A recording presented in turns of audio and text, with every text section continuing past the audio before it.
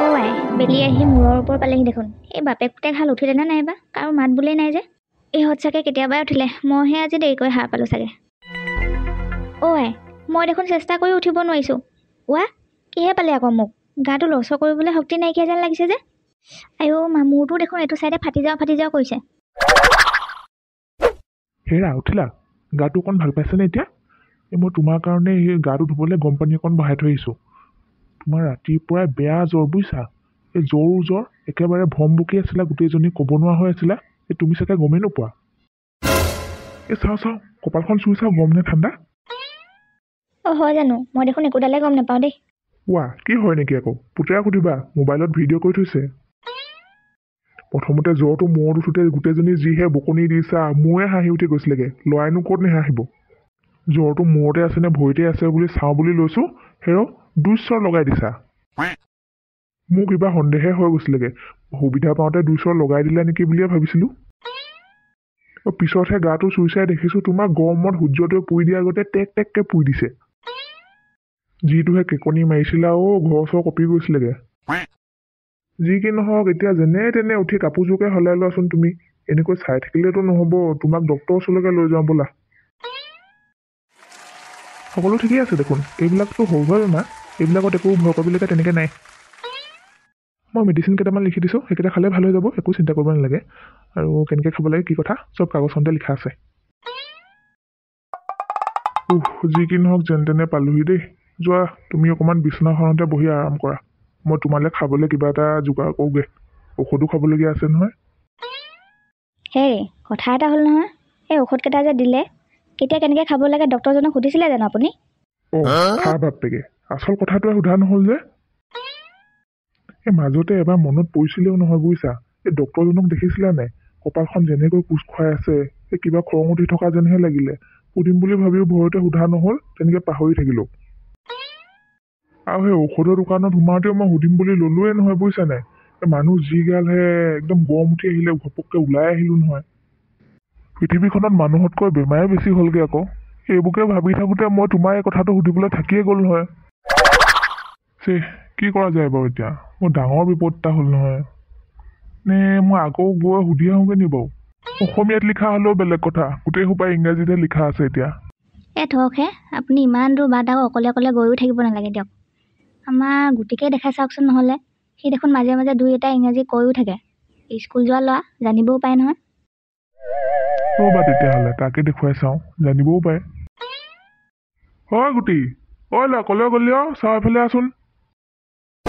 কি দাদা?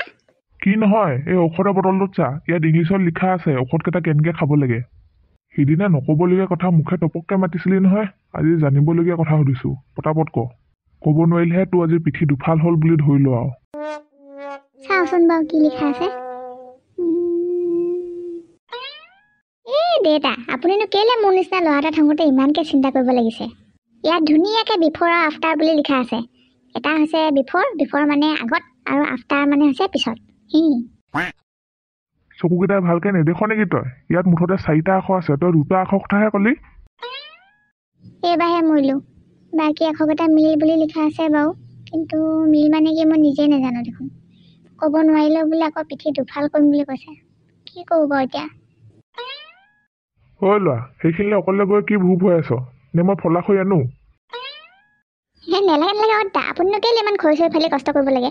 ইয়াত হেৰি বুলি লিখা আছে আকৌ, মিল মিল। কি মিল আহিলে আকৌ? আমি দোকানী ঘৰ ধান বনাই মিলখনৰ কথাহে জানো।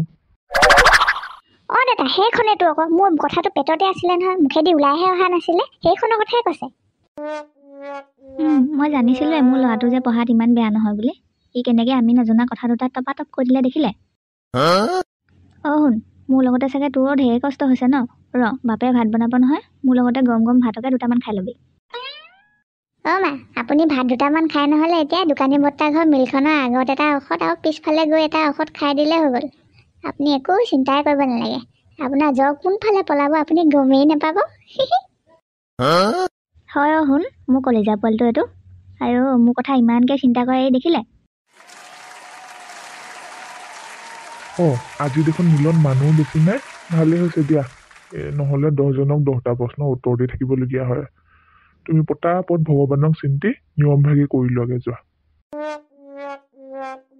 হে প্ৰভু, নাজানো আৰু দেই এওঁকনো কি বেমাৰে পালে, যেনেকৈ ডক্তৰে নিয়ম ভাগি কৰিবলৈ দিছে তেনেকৈ এওঁ কৰিবলৈ আগবাঢ়িছে। কিবা ভুল ভ্ৰান্তি হলে তাতে ক্ষমা কৰি দিবা আৰু দেই কৃষ্ণ। গুটিমা, তুমি সেইখিনিতে ৰৈ দিয়া, ভগৱানৰ নামত ঔষধকেইটা খাই দিয়া। এবাৰ লাহেকৈ মিলখনৰ পিছফালে আহা। গোসানী, এবাৰ ভগৱানক চিন্তি শেষৰ নিয়মটো কৰি দিয়া। কৃষ্ণ, এইবাৰ তুমি ঘৰলৈ গৈ 2 ঘণ্টামান শুই দিবা। উঠিয়ে দেখিবা তোমাৰ বেমাৰ কোনফালে গ'ল পাত্তাই নাপাবা। তাৰপিছত আকৌ মোৰ ধুনীয়া তজবজীয়া মানুহজনী হৈ পৰিবা। ব'লা।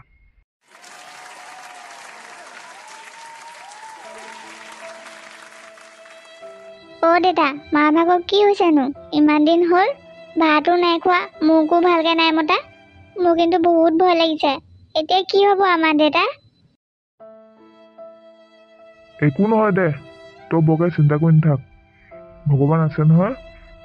মাৰক ডক্তৰৰ ওচৰলৈ নি এবাৰ আকৌ ভালকে দেখুৱাই চাবগৈ লাগিব। দেতা, মাক সোনকালে ডক্তৰৰ ওচৰলৈ লৈ যাওক। মোৰ কিন্তু বিৰাট ভয় লাগিছে। শুন, মোৰ একো নহয় দে, তই চিন্তা নকৰিবিচোন। মোৰ ওচৰলৈ আহচোন এবাৰ। দেতা, মা গাটো বিৰাট চেঁচা হৈ আছে। আপুনি সোনকালে ডক্তৰ ঘৰলৈ লৈ যাওক মাক। আচৰিত কথা, এওঁকতো সিদিনাখন ময়ে চাই পঠিয়াইছো। সেইদিনা দেখোন ইমান চিন্তা কৰিবলগীয়া বা এবনৰ্মেল তেনেকুৱা একো নাছিলে দেখোন। হয় ছাৰ, প্ৰথম দুদিন ঠিকেই আছিলে দেখোন তাই। মানুহজনীতো ভালকে কথা বতৰাও কৈ আছিলে, ভাতকেইটাও ভালকে খাই আছিলে। ল'ৰাটোৰ লগত হাঁহি ধেমালি কৰি কথা বতৰাও পাতি আছিলে দেখোন। আমাৰ এটাই ল'ৰা ছাৰ। আপুনি দিয়া ঔষধ পাতিবোৰ এটাও হেৰফেৰ নোহোৱাকৈ ধুনীয়াকৈ নিয়ম নীতিৰ মাজতে খুৱাই আছিলো। কিহৰ দুখতনো মোৰ মানুহজনী ভগৱানে এনেকুৱাখন কৰিছে মই একো ধৰিব পৰা নাই ছাৰ। এখেতৰ তেনেকেতো একো চিৰিয়াছ কণ্ডিশ্যন নাছিলে। মিলটোতে কিবা খেলি মেলি কৰিলে নেকি এওঁলোকে। এখেতক বাৰু মেডিচিন দিয়াৰ আগতে আপোনালোকে মিলটোত কি কি দিছিলে এনেই লিষ্টটো দিবচোন বাৰু মোক। মইতো সদায় কৈ আহিছোঁ পেচেণ্টক আপোনালোকে বেমাৰ হোৱাৰ টাইমত সদায় লাইট মিল দিব লাগে। বুজি নাপালোঁ ছাৰ, মানে আপুনি কি মিলৰ কথা ক'লে বাৰু? লাইট মিল মানে আপোনাৰ লঘু আহাৰ, মানে এইবোৰ বইল দালি, বইল ভাত, আলু পিটিকা এইবোৰ।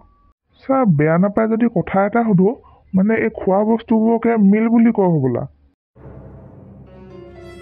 য়েছ, এবছলিউটলি।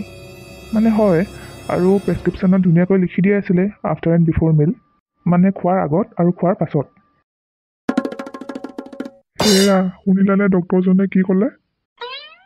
এতিয়া 2 দিনমান ইয়াতে থাকি ডক্তৰজনক গালি খাই খাই বেমাৰটো ভাল কৰোঁ বুলি ভাবিছা নে বেমাৰ ভাল পালোঁ বুলি কৈ ঘৰলৈ যাওঁগৈ বুলি ভাবিছা? যি কি নহওক ঘৰলৈ গৈ যে তোমাৰ পুতেৰাৰ পিঠি ছাল বখলিয়াই পেলাম সেইটো হ'লে সঁচা কথা।